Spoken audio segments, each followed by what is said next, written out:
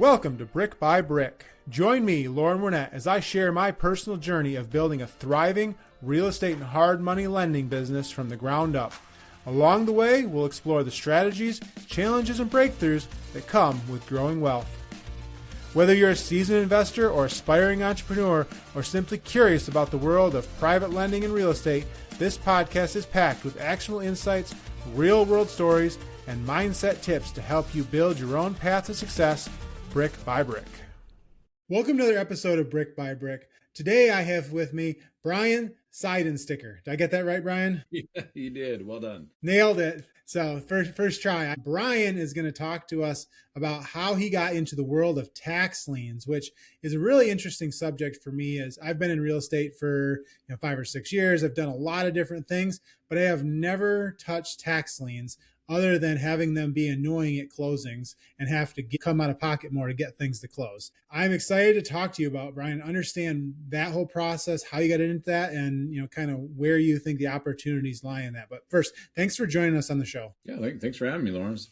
Fun. I like doing this. So tell me a little bit about how you got into real estate. Like, what were you doing before, how you got into that, and then what was the transition into tax liens? Yeah, so I guess going back a ways, but I'm actually an engineer by trade, aerospace engineer by trade, and actually what I spent, I say my first lifespan doing. I grew up kind of watching Star Trek, Star Wars, nerding out on that kind of stuff, and so I wanted to be in the space industry of some sort. Ended up going to school, and then my junior year, I got an apprenticeship or internship at Honeywell.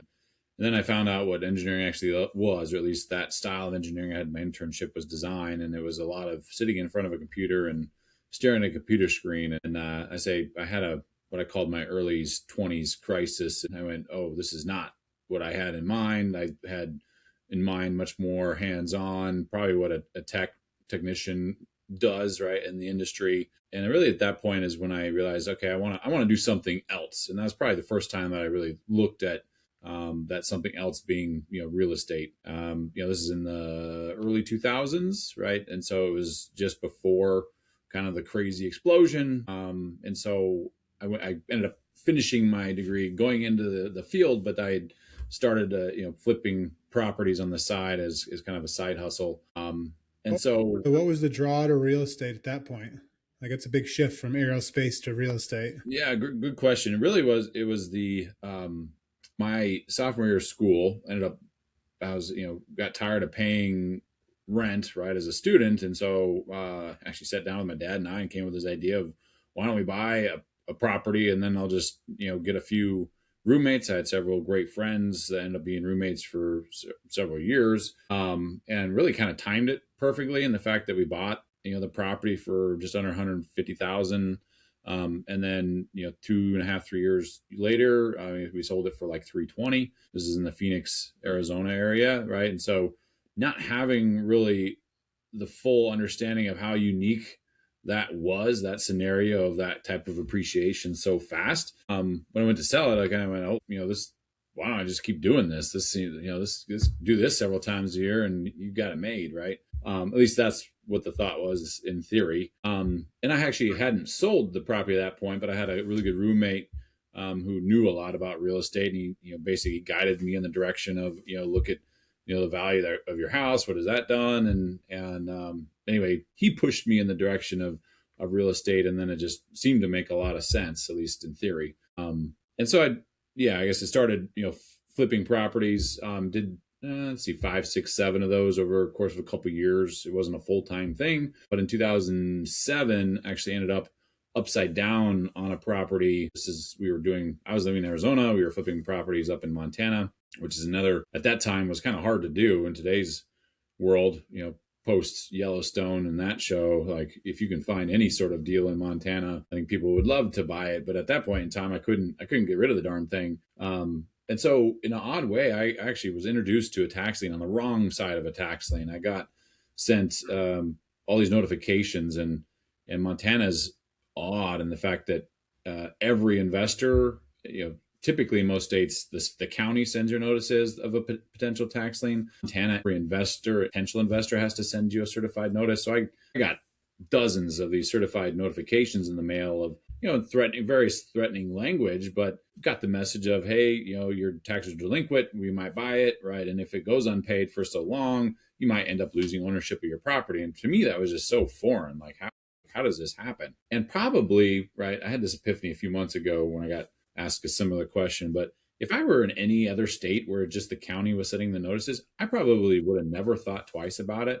But the fact that I got them all from these like private companies and investors is what made me go, what is this all about? And got me researching, the tax lien world. And that's what got me introduced to this whole space, which at the time didn't know, but now it's like an $8-9 billion a year investment space that most people don't know anything about. And that started me down the path of the tax sale arena, really in 2008, 2009. So anyway, that was the origin of the whole journey, Lauren. I can certainly continue on the rest of the journey or the rest of the story, but that was the starting point. So the Montana property, like how long did you own that you were already getting letters about taxing? Because if that was a flip, like that'd have been a pretty short turn, right? Yeah. So I think it was more of just timed correctly. And actually we didn't end up getting a tax lien on it.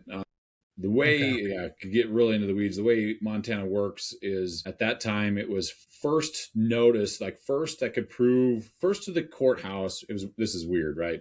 This is not how tax sales work, but I'll explain how effed up it can be in time. So the way Montana's system was working is it was kind of a first come, first serve basis. So they had a sale date, right? Which at the time was in July. And if you're first in line at the county courthouse that day, so people would camp out for a couple weeks before the auction would take place. If you're first in line, you then also had to provide your receipts of when the notice was sent. So there weren't really any ground rules of when that notice could be sent. So people were sending them basically as soon as the taxes, the first day after the taxes were technically due, not when a lien was actually going to be issued. And so I was probably 5-6 months before the actual taxes were going to be sold as a lien. I was getting these in the mail from the very savvy investors at the time. So, because if multiple people ended up wanting the same lien, then they would go the kind of like second way of deciding was like, well, who sent out the notice first? Anyway, that's a little more of the story of how we ended up getting notified by so many people early in the process. I think from a timeline of a typical flip, right? I think we were doing like a 4 or 5 month construction timeline, right? Versus, nowadays some people can get it done in 30, 60 days, which is incredible. So it was a little long, again, not necessarily a primary thing, but as a side gig, it was working out well until it didn't. And that's really where I got introduced to a whole other segment. So that started me down this journey of tax liens. Really at the time said, okay, well, real estate, obviously in 2008, was not a good thing to be in directly. Maybe this whole tax lien thing is a way of making a decent return. I did enough research, at least on how Montana tax liens worked, as a 10% return, which wasn't bad. And so I raised some, I'll say, friends and family money. It wasn't really a fund, but, put together a little LLC, started buying tax liens in actually Montana and Wyoming. But the first problem that we had was just finding out when and where these auctions were taking place. There was no resource at the time that existed. And so we built as an engineer, one thing I could do is do a little software coding. So I built a little website, and it was purely an internal tool. Was no plan on making it open to others. But the internal tool did exactly that. I had my sister, who's our COO today, calling counties and figuring out when these auctions are occurring and getting the list of the properties, right, which can be, in the local newspaper. It's kind of wild how it all comes together. And she put the information in there. I could go grab that information as needed. Again, this was before, at least before I was aware of, Google Drive and OneDrive. Like there's so many other better Google Sheets, right? All these better resources to do this, thing back in the day.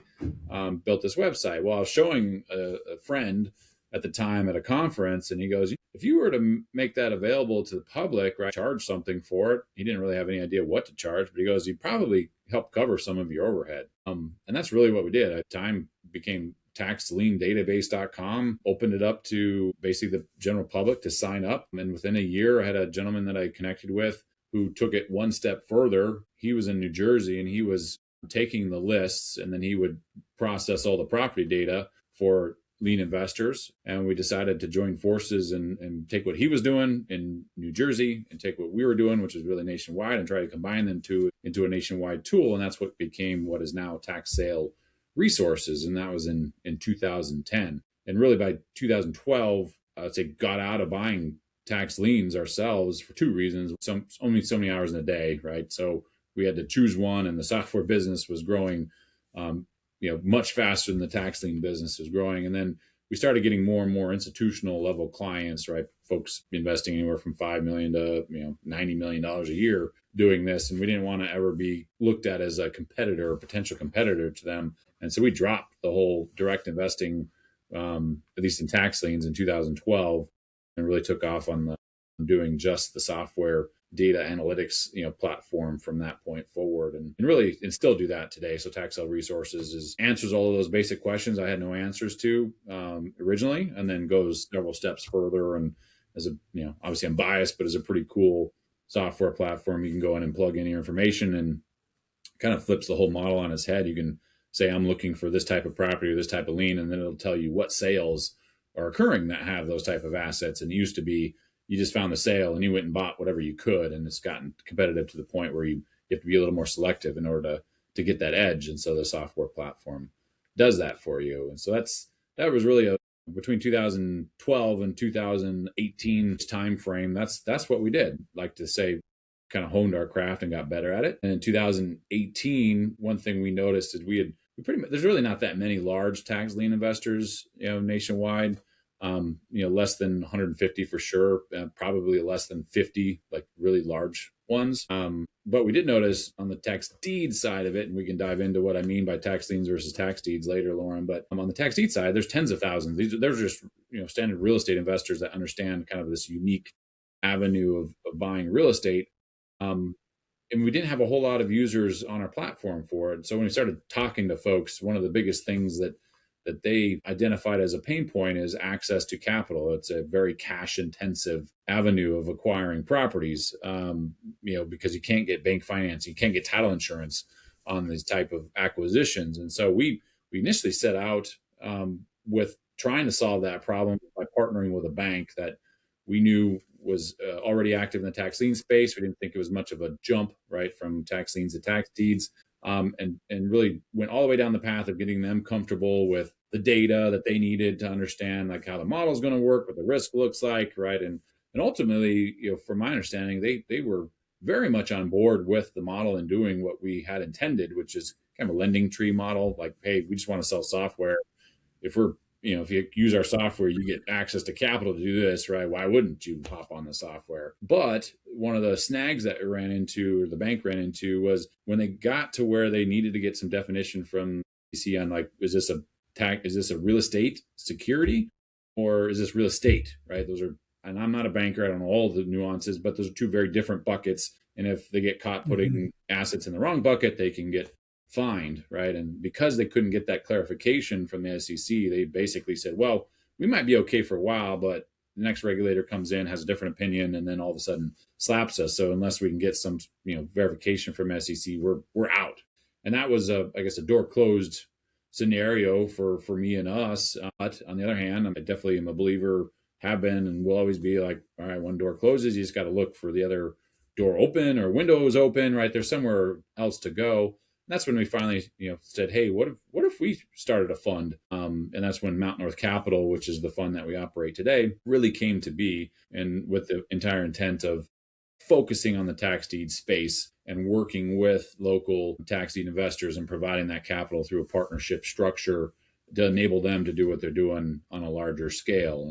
And Mount North Capital we're on our third iteration, right, which is now evergreen, but it grew from zero to now almost $50 million of assets under management, or I should say capital under management. It's about $100 million of assets that, and we continue to do both that, right, as well as the software under Tax Sale Resources. So that's probably maybe a little longer answer than you're looking for, Lauren, but that's the full story from how I got started to kind of where we ended up with and where we are today. No, it's great. It gives us a lot of stuff to work with here. So I want to get to the fund and how that works, but I think before we get there, we need to go back and first talk through tax liens, like what that process looks like.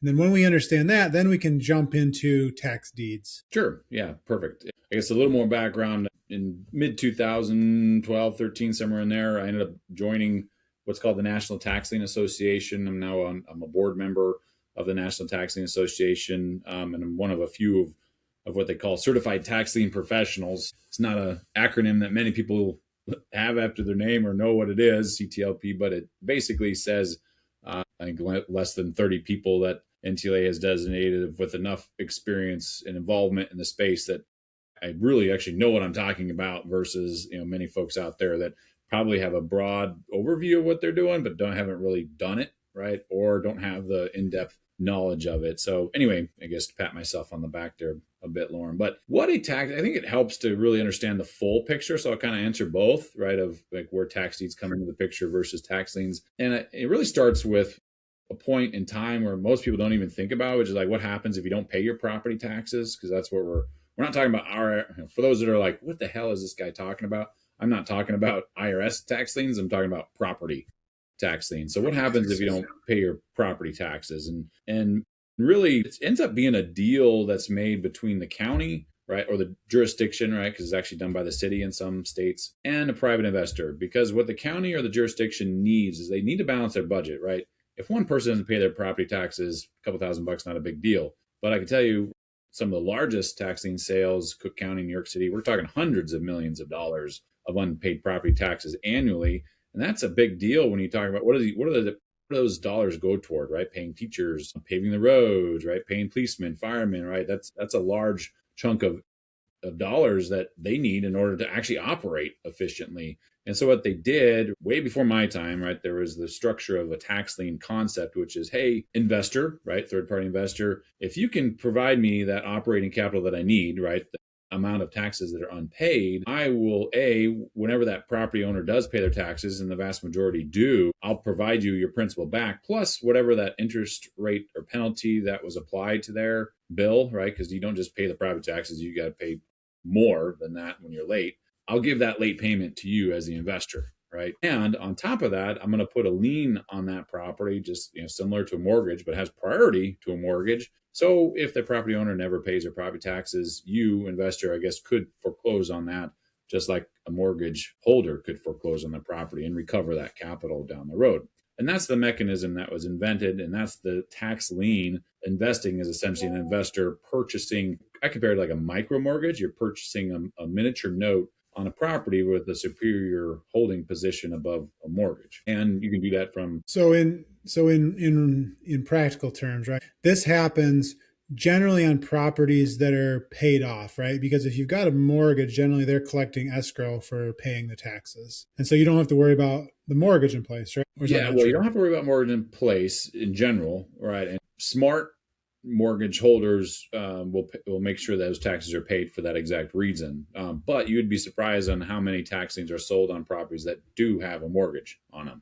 I'm not talking 50%, right? But probably sub 20% of them actually do have a mortgage on them. And the mortgage probably will take care of it at some point in the life cycle. They just chose to either intentionally or unintentionally to not pay it prior to the lien actually being placed on the property. So if there's a mortgage in first position on a property and someone comes in, investor comes in and puts the tax lien on the property, do then they take a second position behind the first position? And then what happens if that first position? Yeah. So, it's defined by state statute. And I know New Mexico and I believe Utah is the other state where mortgages do have priority, but in all the other states, it jumps priority to that first position and becomes first position by state statute. So if there is a mortgage and the mortgage holder doesn't take care of it, there's a chance the mortgage could end up getting wiped out, right? That's a rare, very rare instance, but in theory, that's how it's set up.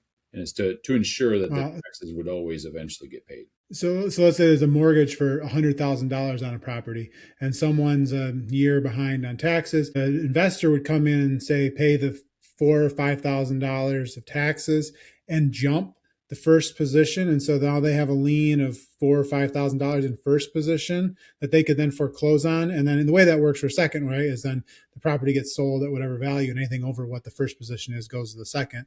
So in most cases, the first position or the mortgage company would probably just buy the property at auction so they don't get wiped out. Is that accurate? You nailed it. Spot on. That's exactly what happens. Wow. I did not know that they could just jump in front in first position. As somebody that does a lot of first and second position mortgages, not tax liens specifically, that's very interesting to me. Yeah, make sure the taxes are paid. Yeah. Oh, okay. So how long? So let's say you've got this tax lien in place, right? You've come in, you're an investor, you paid the $5,000. Basically, your money's just sitting there, not doing anything. Like you're not getting returns on it. Mm-hmm. Maybe the first position covers it. Maybe the homeowner pays you off eventually. You just basically get your capital back without any return. In the unlikely or in the event that and correct me along the way if I'm wrong, but and then if no one pays it off, how long does that go until you can then foreclose? So the in general, right, it's always earning an interest. Now it's not creating cash flow. So that amount that you're earning isn't money coming to you on a monthly basis, but it's accruing on that asset over time. The amount that it's accruing, right, there's statute potential maximums, which might be 18, 20, 24%. But the methods that those liens are sold is what's called a bid down method. And so the real interest, right, there's investors in a room. Someone says, say starting interest is 20. I'll take it at 20, right? Who wouldn't, right? And the next guy says, I'll take it 18, 17, on down to where nobody else is willing to take any lower. So in reality, it's somewhere down in the 7, 8, 9% range, right? And there's other nuances to it because there's things called penalties, which is like an origination fee, if you want to think of it, right, of an amount that's due, whether you pay it the next day or 5 years from now. So Florida has a 5% penalty, it's called. So there's a lot of complexity that goes into that, right? But it's accruing something. Now, back to your other question, if it ends up getting paid down the road, then, right, what happens is the property owner pays the county, right, the taxes that were due plus whatever interest that was due on it, right, fees, etc. The county then turns around and sends a check to the investor saying, thanks, right, here's your principal back plus your interest. And that's the first time that the lien holder makes their money, right? And then they can go, buy a new lien at that point. So anyway, to answer your question there, Lauren, before I dive into I think it did answer my question. I think the other question it brings up is what's the risk, right? Because it sounds like you could probably get into real estate at a pretty low entry point. And if it's backed by the government, like worst case scenario, you have to foreclose and you get the property. Best case scenario, you make 8 or 9% in a couple of years without really doing anything. Yeah, there's certainly risks, right? And I think that's one of the myths is probably a better word of no risk, because there are pieces of property that liens will be sold on that have no value, right? Or at least have no value to most people, right? Landlocked swamp in the middle of Florida is a common one. Chunks of sidewalk, right? I've seen liens sold on literally mailboxes, right? So when you look at a county parcel map, when you're like, that's a weird parcel, like what is that? No one would ever buy that. The county doesn't intentionally sell those. They just know what's delinquent, unpaid. They put them all up for sale, and those that have no value are going to be in that sale. And so you definitely have to do your research. It's the numbers on a spreadsheet. They're not looking at the parcel map on each one. Exactly. And so that's, kind of don't fall in a pit hole, actually research of the lien that you're going to buy. Right, that's kind of number one. But there, beyond that, right, if you're looking for a pretty secure investment, liens can be a great investment from that standpoint. The negatives are the return are good, but not outstanding. You're competing with institutional money that's playing arbitrage, and so they're going to bid down to within a couple percent of whatever their cost of capital is. So right now, it's like don't expect much more than 6, 7, 8%, right? At least at scale. But you can find needles in a haystack and earn 18% or more. And then the other downside is the you don't know when you're going to get paid, right? It could be tomorrow, and it could be in some states it could be 3, 4, 5 years down the road before you finally recover that principal, and you have no mechanism of enforcing that. In some states you can assign a lien or sell that lien right to somebody else, but you have no way of forcing that liquidity, right? So there's downsides to it, of course, but in general it's a pretty secure investment. Now you mentioned government backed. It's certainly not guaranteed by the government, right? It's a buyer beware scenario. If you buy a worthless lien, or you buy a lien on a property that burns down, right? You don't have any control over that. The county's not going to reimburse you for those sorts of things. So there are risks, although probably a lot less risk than standard real estate buying, if you will. Got it. Okay. Yeah, that makes a lot of sense. So how then, okay, before moving on, do they sell these in packages? Like here's 15 that are all getting sold in one bundle. Are they selling them in individual line items or both? So typically it's all sold individually. When there's auction platforms now out there, and so you can go bid on one, right? You can go bid on 10,000 of them, right? And then which ones you win are based on the lowest winning lowest interest you're willing to bid on the property. At least that's how Florida's bidding system works. There are, right, I've never seen packages of like 10 or 15, right? I do know some counties, right? So a lot of Ohio, actually where I'm at, the counties sell them. If they sell them, in basically RFP format. Like you have to buy the whole county at once. So it's not like $50 to, I want to buy 1,000, 10,000, 50,000. Like it's either 0 or 10 million, right? So it's a very big jump, and can be a barrier to entry from that standpoint for sure. And then the largest sale, like in bulk, is actually a securitization that New York City does, and you're talking a couple $100 million on that side. But in general, most of the sales it's property by property, right? Lien by lien, right? And you are researching them and have the right to say yes or no, lien by lien for sure. Got it. Okay, let's transition. How does a tax lien become a tax deed? Is that actually a transition that happens? So talk me through the difference between a tax lien and a tax deed, and what the transition from one to the other is. Yeah. So, and I'm going to speak to there's a Supreme Court case that came down a couple of years ago, and all but one state, the one state being Illinois, have implemented statutes that require this process I'm going to describe. Because it used to be you could buy a lien, and then if you wait long enough, not in every state, but some states, nobody pays it. The county would just issue a deed. There was straight from lien to deed. That does not exist anymore, or at least it's the way of the dinosaur. You can't buy them at auction that way anymore. And so typically what happens is if you buy that lien, right, and then usually multiple years later, minimum 6 months, maximum I think is like 3 to 5 years later, right, which is called the redemption period. You can't do anything to enforce it during that period. Once that redemption period ends, you can start the foreclosure process, right? So in Florida, it's called a tax deed application. In Colorado, it's a treasurer's deed process. But that's basically the start of like a mortgage foreclosure process, right? Where they are notifying, other potential lien holders, hey, this is happening. And all of that process culminates in an auction, right? So now the auction is very different, right? It's a standard, auction that I think most people picture, right? You got people in a room or online and you're bidding up the price of that property. I'll pay 10,000, 20,000, 50,000, right? And then the sale, right, when the maximum purchase price is met, you're buying the deed to the property. So now you're a real estate purchaser, not a note purchaser, right?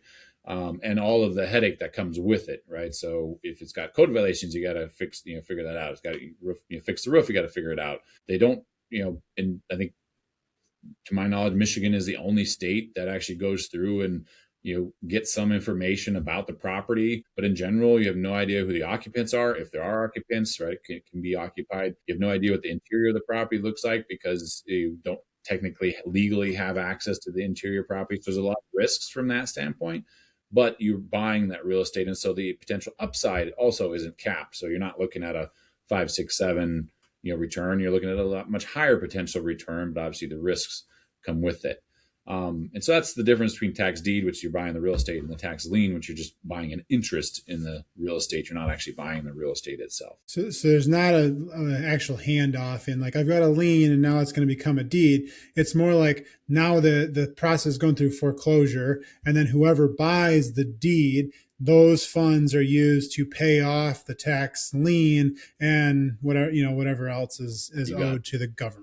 You got it. Got it. It goes to pay off the tax lien holder first. And then if there's some left over and there was a mortgage on the property, then the mortgage holder would get second, piece of the pie. Right? So, kind of follows that same party level. But that's exactly right. Got it.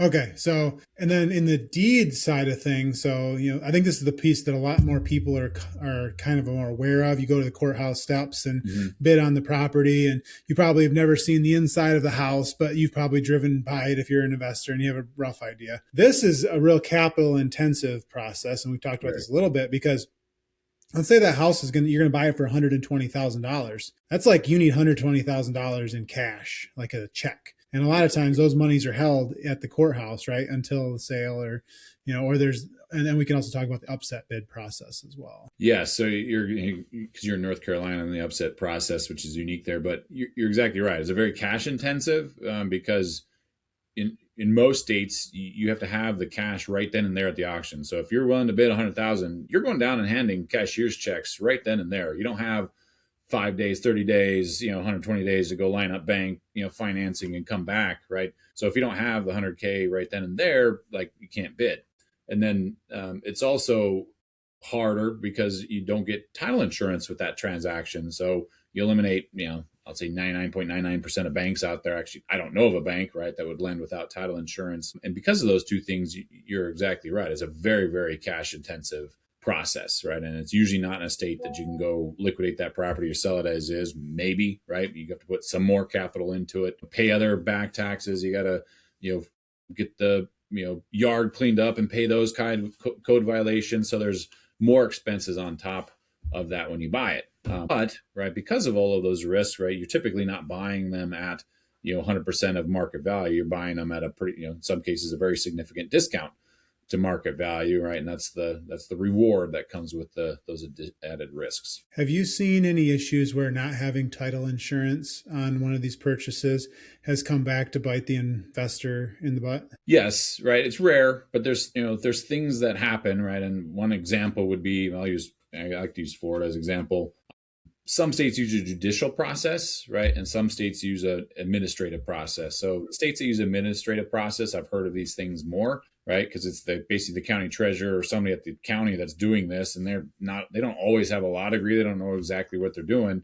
But there's cases where the tax deed foreclosure process, there's a step in there where they have to notify the other lien holders, right? And in that step, they might notify the first mortgage lien holder because that's a little more obvious on a title search, but they might miss that second mortgage, right? Well, technically, if that second mortgage holder wasn't notified in that process, it still remains. So it's weird because the tax lien has jumped in priority to that first mortgage. The first mortgage, could wipe it out, but because the second mortgage wasn't notified of the whole thing, then they can still make a claim and say, hey, I'm still due. So yes, not having that title insurance can come back and bite you.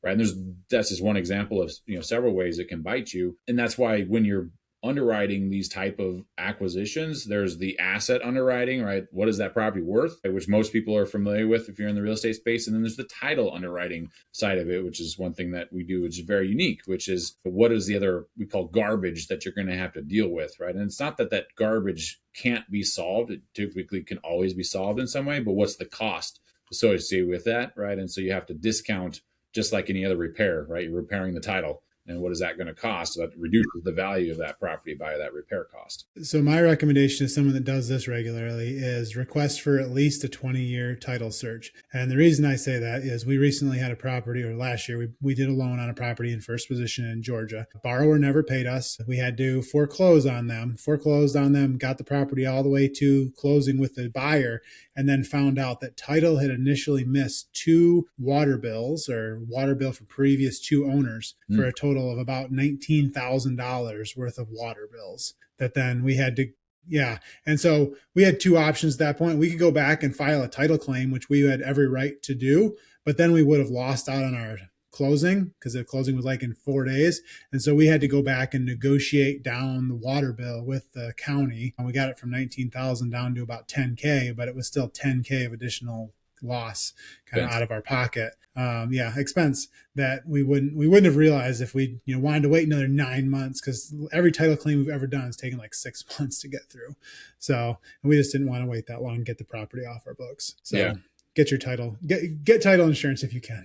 Yes, exactly right. And that's you mentioned the water bill, and those are certainly good examples. The other thing that happens regularly if not all, right, is there's usually some sort of code violation because these properties, right, if they get to that state, they've likely sat vacant for a period of time. The lawn looks like crap. The whole exterior looks like crap, right? Doesn't mean the inside looks as bad, but it's usually in pretty rough condition. And so there's going to be some sort of code violation, unpaid water bills, right? These are the things you can expect, right? Don't be surprised about it.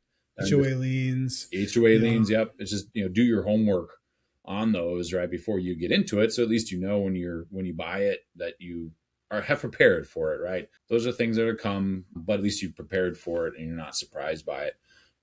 But those are exactly the type of things that can happen, Lauren, for sure. Got it. Okay.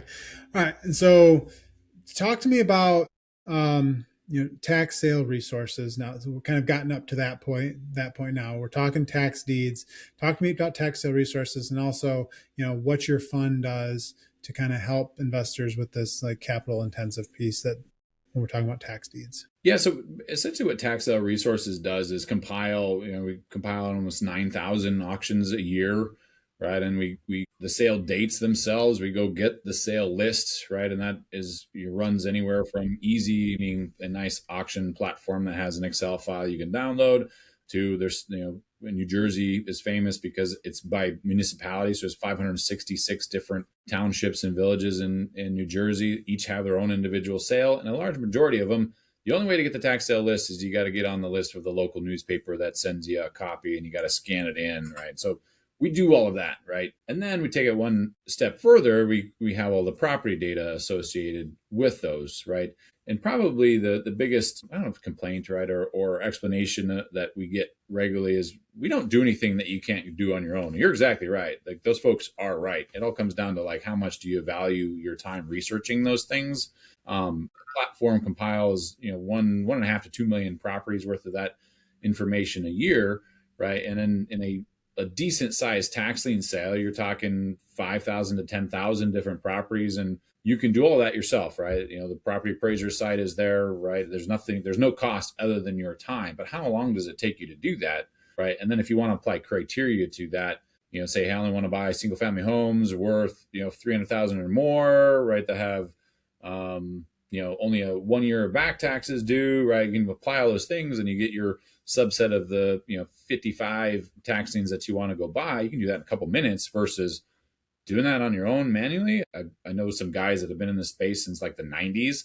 They used to literally have teams of like 50 people in front of computers doing this. And it would take them literally weeks to do that same level of effort, right, prior to going to an auction. And so that's what Tax Sale Resources does. Think of it as a Zillow for the delinquent tax space of being able to apply that criteria, find exactly what you're looking for. And I also like to say it kind of flips the old method on its head, because it used to be find the county. This is still taught by a lot of the educators out there, right? Find the state, find the county, find the auction, do your research, go to the auction and buy the properties, right, that you can. And the system actually allows you to say, what is the type of property you want to buy, right? So you want to buy a bowling alley? Okay. You want to buy commercial property worth $500,000 or more? Those don't come up very often, and you used to not even be able to build a model after that. But now, because it monitors every property going up for auction, it'll tell you hey, there's 3 commercial properties that worth $500,000 going up for sale in Texas this month, right? There's 2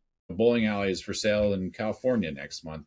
And so if you're that specific in what you're looking for, then you can actually use the platform to tell you that. And to my knowledge, there's no other way of doing that on a large scale. So that's, Tax Sale Resources in a nutshell. Got it. Yeah. I know how to change my own oil in my car.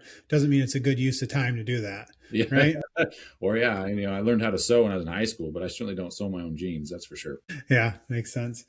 Okay. So on Tax Sale Resource, you have all these search criteria, you find all this, you're putting auctions in. I think I hear a lot of people say, oh, I had this property. It's supposed to close, in 2 days or something. And then it disappears off of whatever site that I'm looking at. Like, what's going on there? Like, what is someone coming in and buying it before it gets to auction?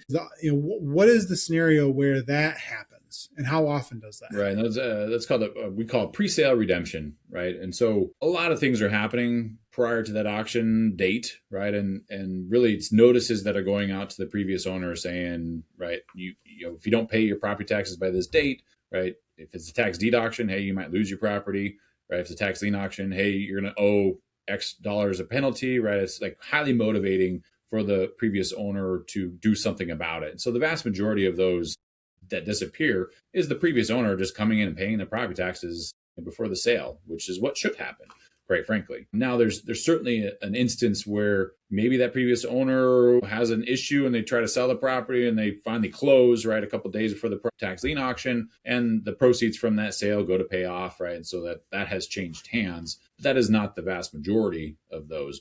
But you point out exactly one of the frustrating things of tax lien buying, especially, is how much redeems before the auction actually occurs. You do all this research, and if you're very, very specific on the type of property you're wanting to buy, then you might be burned over and over with that type of property constantly redeeming, right? And that is certainly a pain point. That's one thing that we compiled, and now we actually, through our partnership program that I'll talk a little bit more on the Mountain North Capital side, we actually give people, hey, here's the likelihood of that redemption happening based on all the analytics, because we've been collecting this data for 10 years, right? We can apply some machine learning to, I don't know, it's like 250 different data points in the property. We've got a pretty good idea which ones are going to make it to auction and which ones are not. So, instead of blindly, doing your research, we can say, hey, ignore those. Those are a waste of time. Focus on these few. And really make you that much more successful if you're serious about actually buying stuff at scale. Got it. Okay. Yeah, that makes a lot of sense. I assume, my hypothesis was that I know a lot of wholesalers and they're also getting similar lists and targeting those people that have, go into foreclosure and just trying to get the property sold and get things paid off. That certainly happens. That's probably, I'd say, maybe 5-10% at the most of those pre-sale redemptions. The vast majority are just, everyone's a procrastinator, including, a subset of people paying their property taxes. And so they'll pay their property taxes at the very last moment. Maybe they're playing a game with investors. I don't know. I've heard that being intentional as well, but it certainly happens where, I've heard all sorts of names for, title raiders, wholesalers, right? Folks that are using that pain point to, create a transaction. And if they can, great. But I know it's a very small percentage of those redemptions due to that, for sure. Got it. Okay. Talk to me about your fund. You mentioned that at the beginning, and how does that play in with tax sale resources and kind of what are you looking at? What are you returning? How are the funds being used? So, and I'll talk about it from both perspectives real quick. One is from, I'll say, the partnership perspective, which is we try to partner with local real estate investors, tax deed investors, right, that are usually capital limited in some way. And we bring two things to the table. One is the cash needed to actually deploy this model, right? You nailed it earlier on how cash intensive it is. And the second part is on the software, right? TSR side, we bring the platform that is not just the basic answers, it's the other more complex answers too, like which ones are actually going to make it to auction? What are they probably going to sell for, right? And those are two pretty powerful pieces of information that allow you to be much more selective in what you do your research on. And then ultimately a lot more successful on the road when you're spending your time actually buying properties and not banging your head against the wall, researching properties that never make it to auction. So we partner with those folks, right, and enabling them to scale what they're already doing, right? Those are our local partners. And that's one side of what the fund does, is provide that capital to folks that we set out trying to work with a bank to do. On the other side, right, on the investor side, right, of the equation, bringing capital in. We've set it up to be an evergreen fund. It's a 506c. It's actually a promissory note structure, and we pay out 16% annually. We pay that out 4% a quarter is essentially what we do. And so we were able to marry the two. We got the local partners that really know what they're doing. We've got the investors that probably know of the space or interested in the space, but maybe don't want to do all of that hard work, right? But they want to participate and make a decent return. And we're able to put the two parties together through the fund that we put together, and that's called Mountain North Capital. Got it.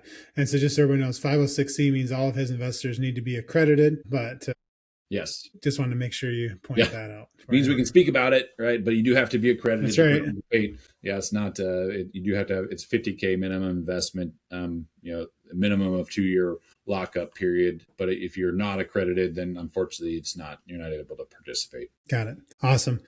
And how big did you say your fund currently is, and how long have you guys have been going with it? So we're on our third iteration. One was kind of a proof of concept. Can we do what we thought we could? 2 was kind of like a proof of scale. Like, did we get lucky? And then fund 3 was intended to be like our forever fund, right? We don't intend on doing a fund 4. But we started fund 1 in 2020. We started fund 3 technically in late 2022, no, late 2023. So we're coming up on just over 2 years in operation. We grew from really zero, started Fund One, to we're about 48 million in capital under management today, and that's about $100 million of real estate value of assets that we are managing, constantly buying, selling. Right, we're not holding these for a long period of time. We're trying to sell them as quickly as we can.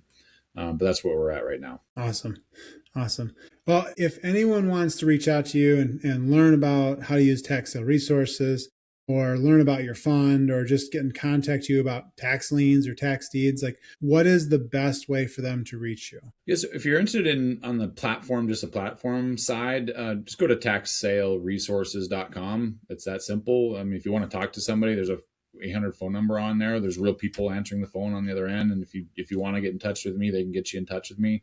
If you're interested on the fund side, whether a partner or an investor, if you go to mountnorthcapital.com, and that'll kind of start the conversation on that side. Got it. And your investors are just U.S. based or globally? Well, I guess if they're not U.S. based, they definitely need to have U.S. based, Social Security number, right? Because it's a 1099 INT. They got to file taxes here, and so there's, I know of a couple investors that are, I think they're Canadian citizens, but they have U.S. corporations that they invest through. Got it.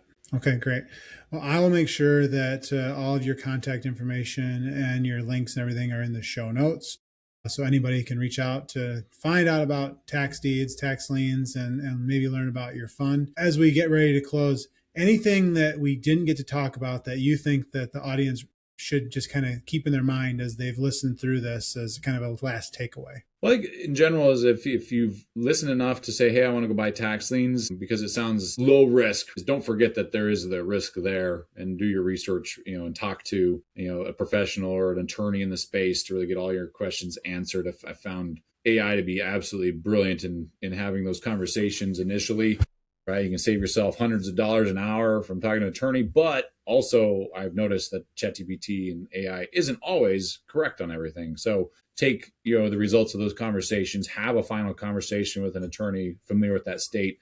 They can maybe correct some of those assumptions that were bad, and please do that before you place money. I kind of look at it or compare it to gambling. Like, you might get lucky on that first few, but if you're not doing your research the way you should, it's just a matter of time till you get burned. There's just too large of a percentage of liens that have no value that are sitting on the auction platform, right? Just waiting for, I'll say, some newbie to come along and it's only $500. I'll buy that one. That's easy. And then how are you gonna ever monetize that? You probably never will. You just handed $500 and donate it to the county. You don't even get a tax deduction from it. So lucky you. So, well, Brian, it's been a great talking to you. I've actually learned quite a bit on this. So I really appreciate your time on here, and I will be sure to reach out with you if I ever have any desire to get into the tax deed space. Thanks for having me, Lawrence. This is really fun. Hopefully all you listening got some value out of it. And if you have any questions, certainly reach out. Happy to help. Awesome. Well, we will talk to everyone again next time. Thanks for tuning in to Brick by Brick Wealth Building Conversations. If you enjoyed today's episode, don't forget to subscribe and leave a review. It helps more people find the show. For more tips, resources, and updates on my journey, follow me on Invest with Lauren. Let's keep building wealth, one brick at a time. See you next week.